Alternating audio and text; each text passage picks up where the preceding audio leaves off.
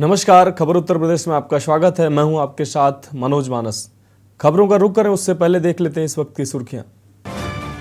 महाराष्ट्र के अकोला में बारिश बनी मुसीबत, मंदिर में टीन सेट पर गिरा पेड़, 7 की मौत और 29 लोग गंभीर रूप से घायल। महाराष्ट्र के सीएम एकनाथ शिंदे रामलला के दर्शन कर पहुंचे लखनऊ, मुख्यमंत्री योगी से की शिष्टाचार भेंट।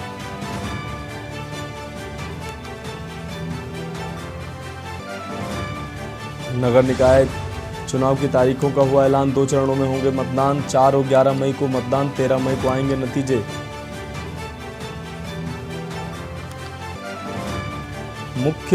उप मुख्यमंत्री ब्रजेश पाठक का अखिलेश यादव पर तंज, कहा मानसिक संतुलन खो बैठे अखिलेश यादव।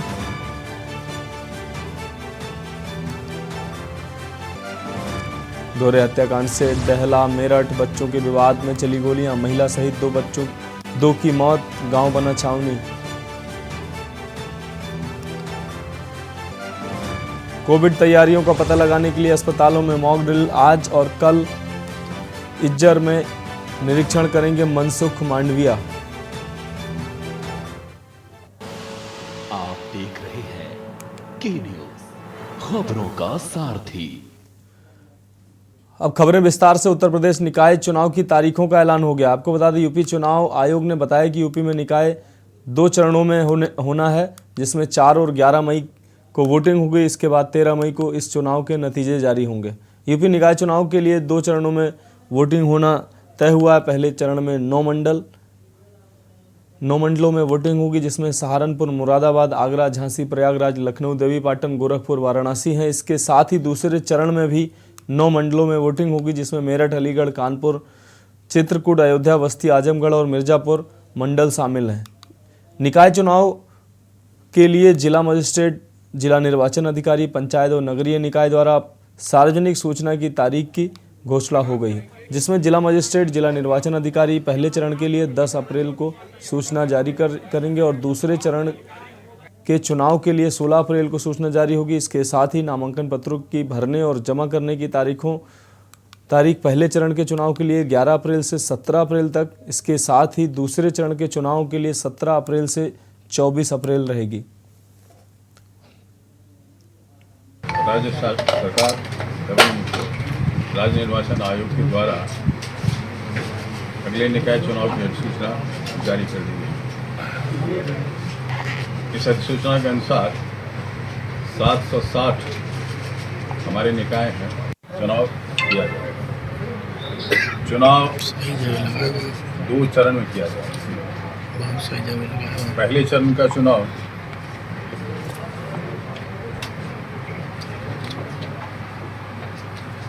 पहले चरण के चुनाव का मतदान 4 मई को होगा और दूसरे चरण का मतदान 11 मई को।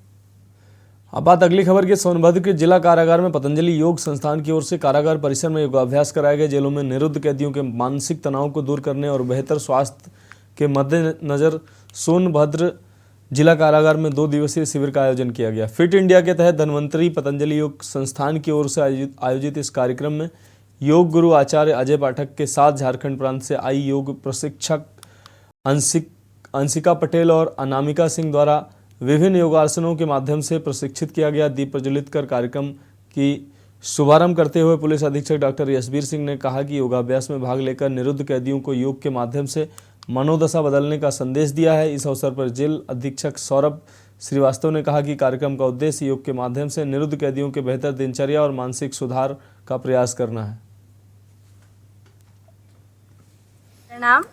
मेरा नाम अनामिका है और मैं धन्वंतरी पतंजलि संस्थान की झारखंड की सहप्रभारी हूँ।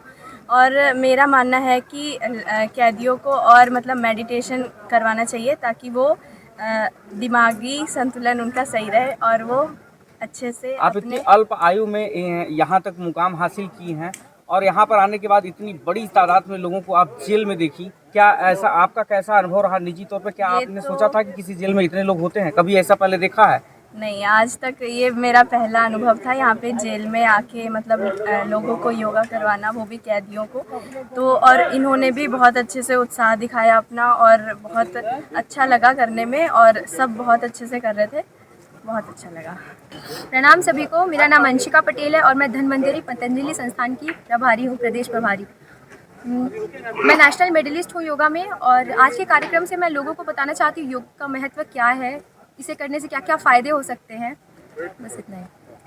भारत सरकार के फिट इंडिया के मूवमेंट के तहत धन्वंतरी पतंजलि संस्थान द्वारा पूरे प्रदेश में हमारी झारखंड की प्रदेश प्रभारी अंशिका पटेल और अनामिका सिंह जी द्वारा लगातार पूरे प्रदेश में घूम करके हम लोग अभी पूरे जिलों में हम लोग को घूम करके कैदियों को के साथ साथ पूरे हम लोग को जिले में हर एक जिले में योग, आयुर्वेद, प्राकृतिक चिकित्सा के साथ साथ हम लोग योग प्रशिक्षक भी तैयार कर रहे हैं।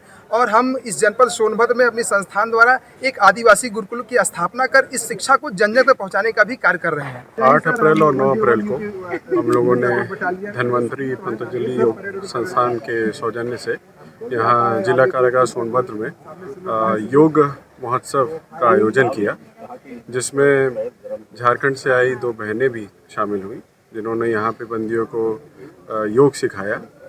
और ये इसके पीछे हमारी ये मंशा होती है, क्योंकि हमारे विभाग का नाम है कारागार प्रशासन एवं सुधार सेवाएं। तो हमें सिर्फ इनको यहाँ निरुद्ध करके नहीं रखना है, इनमें ऐसी अभिरुचि भी पैदा करनी है जिससे ये सुधारात्मक कार्यों की तरफ बढ़े और समाज की मुख्य धारा से जुड़ सके। तो उनमें से ही ये एक पहल है जिसमें ये योग के फ़ायदे समझे, साथ साथ आयुर्वेद के फ़ायदे समझे और अपने रोज़मर्रा की जीवन शैली में उसको इंक्लूड करें। बात अगली खबर की। कन्नौज के मेरठ कोल्ड स्टोरेज में 3 दिवसीय योग महोत्सव का शुभारंभ हुआ और स्वस्थ रहने के लिए योग जरूरी है का संदेश दिया गया। कन्नौज में 3 दिवसीय योग महोत्सव का आयोजन किया गया। यह महोत्सव श्री रामचंद्र मिशन फुटपुल इंस्टीट्यूट और भारत सरकार के सहयोग से आयोजित हो रहा है। आज योग महोत्सव का पहला दिन है और यह योग महोत्सव मेरठ कोल्ड स्टोरेज में आयोजित हो रहा है।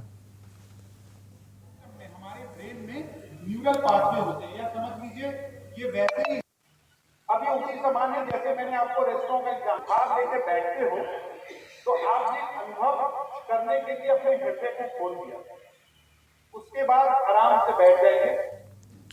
खबर जालौन से है, जहां डिप्टी सीएम ब्रजेश पाठक 1 दिवसीय दौरे पर रहे और तमाम योजनाओं के बारे में अधिकारियों से चर्चा और समीक्षा बैठक की। उन्होंने साफ तौर से कहा कि विकास कार्यों को लेकर लोगों से बातचीत की है। वहीं उन्होंने समाजवादी पार्टी पर जमकर बरसे। साथ ही उन्होंने कहा कि बड़े गाँव तक मुहैया ही थी पहले बिजली बड़े गाँव तक ही मुहैया थी। मिट्टी के तेल और दिया लालटेन के सहारे ही लोग अपना बसर करते थे। यूपी के ग्रामीणों को अब इलाकों में बिजली मिल रही है। उत्तर प्रदेश की सड़कों को बेहतर से बेहतर बनाने का काम सरकार कर रही है। गुंडों माफियाओं का यूपी में पहले पूरी तरह से बोलबाला था, जो अब गुंडों माफियाओं का सफाया हो गया है। कानून का राज स्थापित करने का काम योगी जी की सरकार ने किया है। 2015 के पहले गुंडों के प्रदेश के नाम से कुख्यात था उत्तर प्रदेश।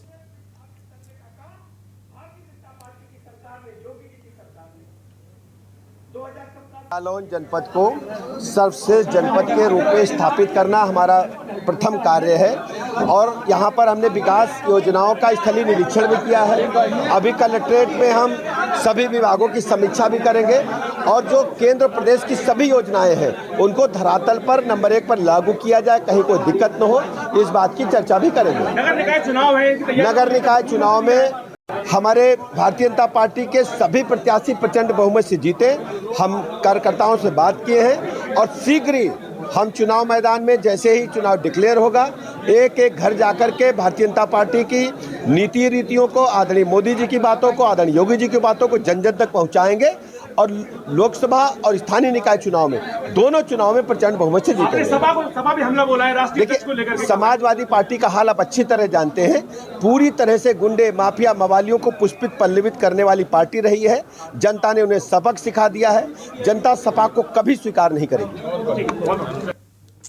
बरेली जनपद में टैक्स विवाद न सुलझाने पर लघुवाद न्यायाधीश रवि कुमार दिवाकर ने बड़ा आदेश पारित किया है। कोर्ट ने आदेश देते हुए कहा कि नगर आयुक्त बरेली निधि गुप्ता वत्स की सरकारी वाहन कुर्क करने का आदेश दिया है। लघुवाद न्यायाधीश ने टिप्पणी करते हुए कहा कि 46 साल की अवधि के बाद भी पीड़ित को न्याय न मिल पाना दुर्भाग्यपूर्ण है। कोर्ट के आदेश का अनुपालन कराने के लिए नगर निगम की चल संपत्ति को कुर्क किया जा सकता है ताकि न्याय में लोगों का विश्वास बना रहे। कोर्ट ने आज शहर अमीन को आदेश दिया है कि 20 अप्रैल से पहले नगर आयुक्त की सरकारी कार यूपी 24 XQ 9047 कुर कर रिपोर्ट कोर्ट में पेश की जाए। कोर्ट में अगली सुनवाई 20 अप्रैल की तारीख तय की गई।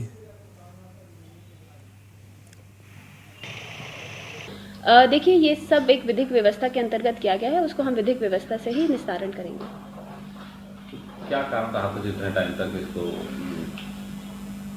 देखिए, मेरा ये कार्यकाल का मसला नहीं है, तो जो विधिक व्यवस्था होगी उसमें हम निस्तारण कर देंगे।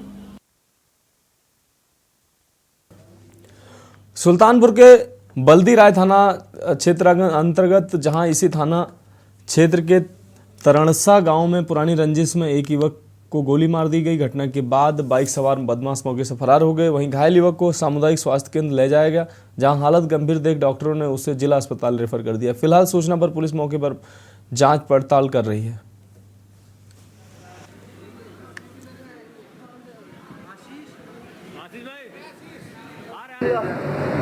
मेरे बिटिया का हत्या हो गई, जो नामजद मुलजिम रहे तो ये नाम निकलवा ले रहे, उनके पैरवी करते वो लोग वकील चाहता है कि पैरवी ना करे, यही मामला है। तो ये कितने बजे की घटना है? 9:45 बजे के आसपास की घटना है। बस्ती के दुबोलिया थाना क्षेत्र की रहने वाली महिला ने 23 जनवरी को कुछ लोगों पर मारपीट और छिनैती की एफआईआर दर्ज करवाई थी। इस मामले में पूछताछ के लिए जब दरोगा ने पीड़ित महिला को पुलिस चौकी बुलाया तो पीड़िता को यह तनिक भी अंदाजा नहीं था कि जिसके कंधे पर आम लोगों की सुरक्षा का भार है, वही उसकी इज्जत लूटने की कोशिश करेगा। और महिला को गहन पूछताछ के लिए चौकी के अंदर बने कमरे के अंदर ले जाया गया। उसके बाद उन्होंने उसका शारीरिक शोषण करने का प्रयास किया। किसी तरह उसने अपनी असमत बचाकर वह चौकी के अंदर से बाहर आई और दूसरे दिन उसने एसपी से मिलकर पूरे मामले की शिकायत की। पीड़ित महिला ने आरोप लगाया कि दारोगा ने विवेचना के नाम पर उसकी इज्जत लूटने की कोशिश की और जब उसने मना किया तो विरोध करने पर दारोगा ने उल्टा उसे धमकी देते हुए भगा दिया। पीड़िता का आरोप है कि प्रकरण की विवेचना निष्पक्ष तरीके से न करके दारोगा रविंद्रनाथ शर्मा उसकी मजबूरी का फायदा उठा रहे हैं। उसने आरोप लगाया कि दारोगा ने विपक्षियों से 50,000 की रिश्वत ली है और वह पूरे मामले को खत्म कर देना चाहते हैं।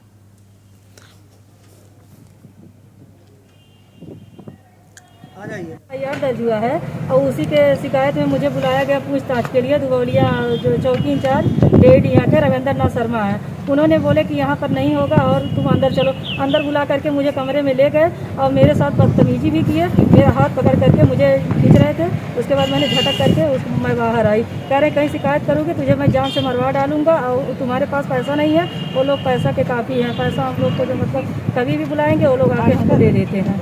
यही बात हमको बोले। हमने कहा सर हमारे पास पैसा नहीं है, मेरा मदद कीजिए, मुझे न्याय चाहिए और न्याय के लिए मैं गुहार लगा रही हूँ। मैं यहाँ एसपी आईजी और सीओ साहब के बार मैं चक्कर काट रही, अभी तक मुझे न्याय नहीं मिला। भैया मुझे न्याय चाहिए। तो किस तरीके की शिकायत आपने की थी?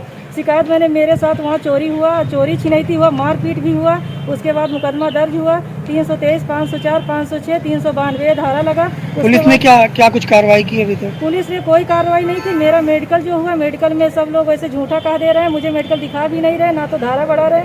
धारा बढ़ाने के छोड़ा पता नहीं मुकदमा खत्म करने में लगे हुए हैं ये लोग। अभी तक जाँच कर रहे हैं, जो कि 26 फरवरी का ये मुकदमा दर्ज हुआ। पहले 25 में हुआ, उसको काट करके फिर 26 फरवरी में।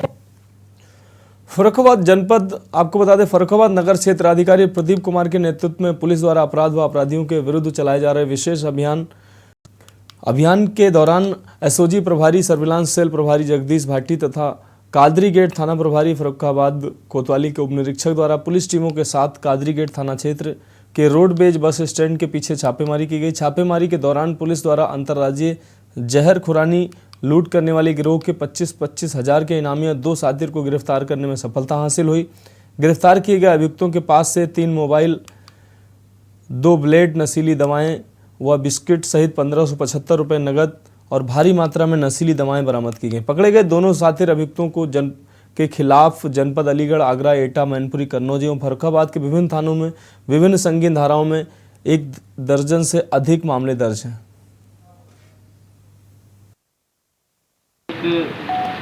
थाना कादरी गेट के द्वारा साथ ही साथ एसओजी और सर्विलांस टीम ने मिलकर सीओ सिटी के नेतृत्व में एक अंतर्राज्यीय जहर खुरानी कर लूट करने वाले गिरोह के 2 सदस्य, जिन पर जनपद फर्रुखाबाद से पहले से ही 25-25 हज़ार का इनाम था, उनको अरेस्ट किया गया है। इन दोनों के नाम सतीश शर्मा उर्फ डोकर, जो कि जनपद अलीगढ़ का रहने वाला है, और नरेंद्र साग के जो कि किसनी जनपद मैनपुरी का रहने वाला है, उनको अरेस्ट किया गया है। बात अगली खबर की। मऊ के कोपागंज ब्लॉक क्षेत्र के ढेकवा गांव के दर्जनों ग्रामीणों ने ग्राम प्रधान और खंड विकास कार्यालय के जिम्मेदार अधिकारियों पर आवास योजना से वंचित किए जाने का आरोप लगाते हुए जमकर विरोध प्रदर्शन किया। आरोप लगाया कि बस्ती में अधिकांश गरीब मजदूर तबके के लोग निवास करते हैं जो काफी गरीब है। आरोप है कि गंवई राजनीति और वोट न देने का खामियाजा इन गरीब पात्रों को उठाना पड़ रहा है जो खफरेल और झोपड़ी में किसी तरह जिंदगी गुजार रहे हैं। वहीं पीड़ित जगन्नाथ रमेश ने बताया कि वह जब भी प्रधान से अपने आवास बनवाने के लिए कहते हैं तो वह कहते हैं कि तुमने हमें वोट नहीं दिया है, इसलिए हम तुम्हारा कोई कार्य नहीं करेंगे। यही हाल रमेश की पत्नी रीता देवी ने बताया कि आवास के बारे में जब हम प्रधान से बात करते हैं तो वह प्रधान कहते हैं तुम्हारा कोई आवास और कोई शौचालय नहीं बनाएंगे। पीड़िता ने बताया कि हमारे सिर पर छत नहीं है, घर पर छप्पर पड़ा हुआ है, घर मिट्टी का बना हुआ है, बारिश का पानी घर में रुकना दुश्वार हो जाता है।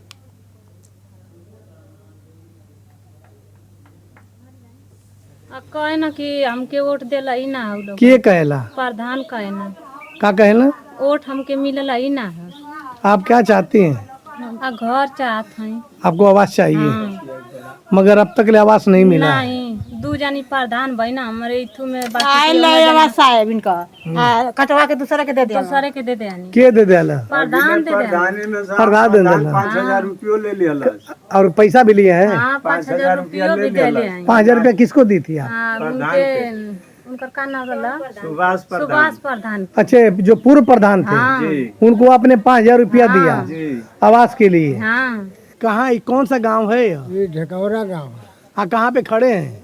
हम अपने घरे खड़े हैं। अच्छा, क्या समस्या है आपका? ये समस्या है कि हम लोग वोट दिए थे प्रधान जी के, वोट भी कहते हैं कि तुम नहीं दिए हैं। अच्छा, आप वोट नहीं दिए हैं? नहीं दिए। तो कैसे चुनाव प्रधान जीत गए? अब वो जीतल नहीं है, ये कहे कि जीतल जीताई है।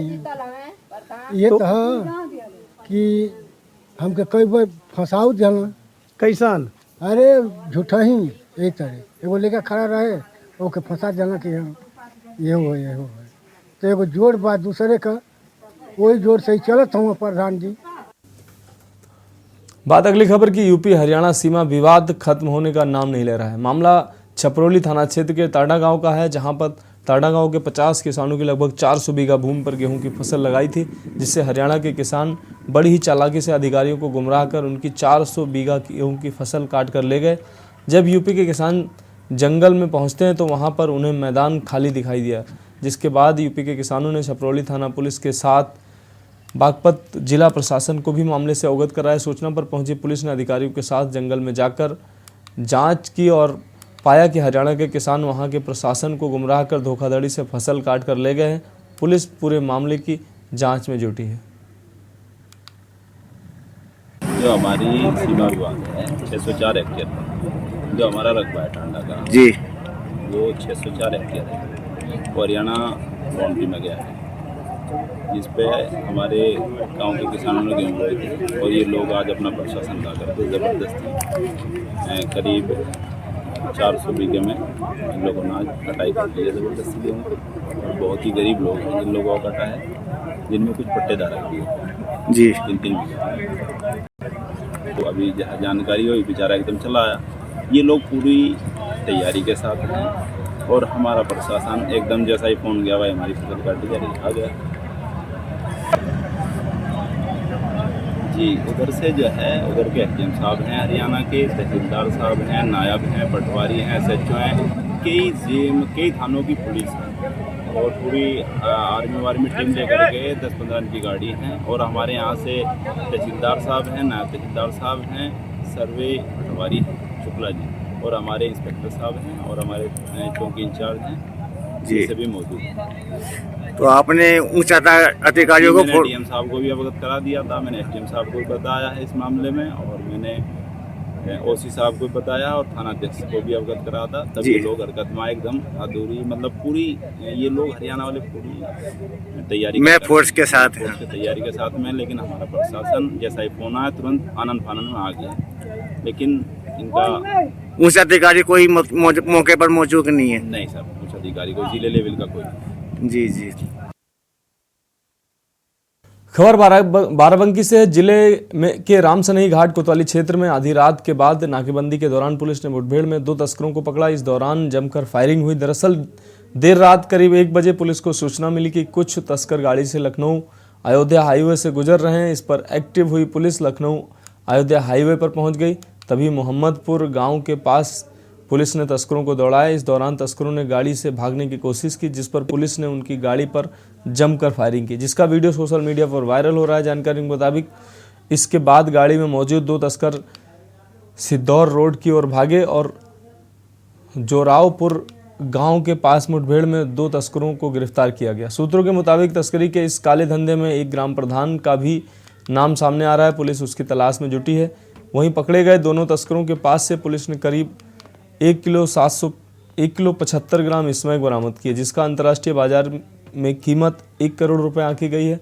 पुलिस अभियुक्तों के खिलाफ थाना रामसनई घाट में NDPS एक्ट के तहत मामला दर्ज कर पूछताछ कर रही है।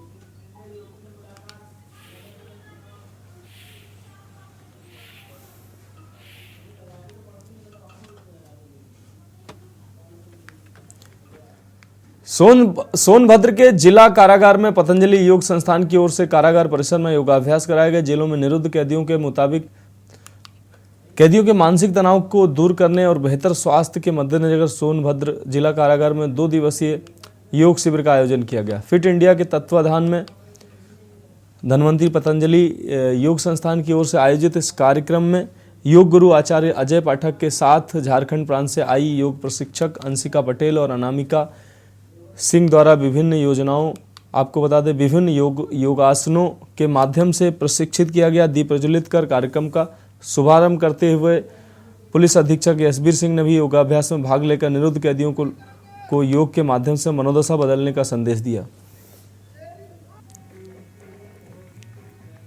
सरकार के फिट इंडिया के मूवमेंट के तहत धन्वंतरी पतंजलि संस्थान द्वारा पूरे प्रदेश में हमारी झारखंड की प्रदेश प्रभारी अंशिका पटेल और अनामिका सिंह जी द्वारा लगातार पूरे प्रदेश में घूम करके हम लोग अभी पूरे जिलों में हम लोग को घूम करके कैदियों को के साथ साथ पूरे हम लोग को जिले में हर एक जिले में योग आयुर्वेद प्राकृतिक चिकित्सा के साथ साथ हम लोग योग प्रशिक्षक भी तैयार कर रहे हैं। और हम इस जनपद सोनभद्र में अपनी संस्थान द्वारा एक आदिवासी गुरुकुल की स्थापना कर इस शिक्षा को जन जन तक पहुँचाने का भी कार्य कर रहे हैं। और धीरे धीरे जैसे हमारी ये प्रदेश प्रभारी द्वारा नियमित लोगों को जोड़ करके ऑनलाइन और ऑफलाइन प्लेटफॉर्म पर लोगों को योग और आयुर्वेद के माध्यम से लाभान्वित किया जा रहा है। 8 अप्रैल और 9 अप्रैल को हम लोगों ने धन्वंतरी पतंजलि योग संस्थान के सौजन्य से यहाँ जिला कारागार सोनभद्र में योग महोत्सव का आयोजन किया, जिसमें झारखंड से आई 2 बहनें भी शामिल हुई, जिन्होंने यहाँ पे बंदियों को योग सिखाया। और ये इसके पीछे हमारी ये मंशा होती है, क्योंकि हमारे विभाग का नाम है कारागार प्रशासन एवं सुधार सेवाएं। तो हमें सिर्फ इनको यहाँ निरुद्ध करके नहीं रखना है, इनमें ऐसी अभिरुचि भी पैदा करनी है जिससे ये सुधारात्मक कार्यों की तरफ बढ़े और समाज की मुख्य धारा से जुड़ सके। तो उनमें से ही ये एक पहल है जिसमें ये योग के फ़ायदे समझे, साथ साथ आयुर्वेद के फ़ायदे समझे और अपने रोज़मर्रा की जीवन शैली में इसको खबर झांसी से। झांसी के चिरगांव थाना क्षेत्र के सेमरी टोल प्लाजा के पास ट्रक और कार की भिड़ंत में कार सवार 3 महिला और 1 कार ड्राइवर की मौके पर ही मौत हो गई और 2 लोग जख्मी हो गए, जिनका उपचार मेडिकल कॉलेज में चल रहा है। बताया जा रहा है कि कार सवार झांसी से कानपुर की ओर जा रहे थे। जैसे ही कार से सेमरी टोल प्लाजा के पास पहुंची, तभी कार का अगला टायर फट गया और कार ट्रक से टकराते हुए डिवाइडर पर में जा टकराई। आपको बता दें कि राकेश मिश्रा और महेश तिवारी का इलाज झांसी मेडिकल कॉलेज में चल रहा है। सभी लोग दतिया से दर्शन कर कानपुर वापस लौट रहे थे। मैं महेश चंद्र तिवारी जी, आप लोग कहाँ से कहाँ ट्रैवल कर रहे थे और क्या घटना घटी? देखिए, हम तो जहाँ तक सो रहे थे और पीताम्बरा देवी के दर्शन करने आए थे कानपुर से जी। तो दर्शन करके वापस कानपुर जा रहे थे जी। तो गाड़ी जब डिवाइडर पे चढ़ के खड़खड़ हुई है तब मेरी नींद खुली है और बस उसके बाद मैं यहाँ हूँ। बाहर क्या देखा, क्या मंजर था? मंजर देखने के यहाँ हालत ख़राब थी, मंजर देखने कहाँ मंजर देख पाते। और कितने लोग थे गाड़ी में आप लोग? गाड़ी में 6 लोग थे। कौन कौन नाम था? अरे 6 लोग एक ही फैमिली के या अलग फैमिली के? मैं था, मेरी मिसेस थी, मिसेस की मम्मी थी, उनकी बहन थी, उनके हस्बैंड थे और एक कलीग थे, वो गाड़ी ड्राइव कर रहे थे। अच्छा, गाड़ी काय से खली हुई सर? डिवाइडर से? ये हमको नहीं पता। कौन सी गाड़ी थी भाई साहब? अर्टिगा। मेरा नाम एशेष शिकरवार है। मैं सेमरी टोल प्लाजा पे सीनियर टोल मैनेजर हूँ। और जैसे मेरे को यहाँ से सूचना मिली फ़ोन के द्वारा कि यहाँ पे एक एक्सीडेंट हो गया है, तो मैंने तत्काल सूचना अपने चिरगांव थाना एसओ साहब को दी और तुरंत उसी टाइम पुलिस भी आ गई थी यहाँ पे, जिसमें एक गाड़ी यूपी 78 नंबर गाड़ी थी, ये झांसी से कानपुर जा रही थी। तो इसका आगले वाला टायर जो देखा है जिस सिचुएशन में, तो टायर फटने की वजह से एक ट्रक में एक्सीडेंट हुआ, ट्रक से टकराने के कारण। खबरों में अभी के लिए इतना ही। मुझे दीजिए इजाज़त और आप देखते रहिए के न्यूज़ इंडिया।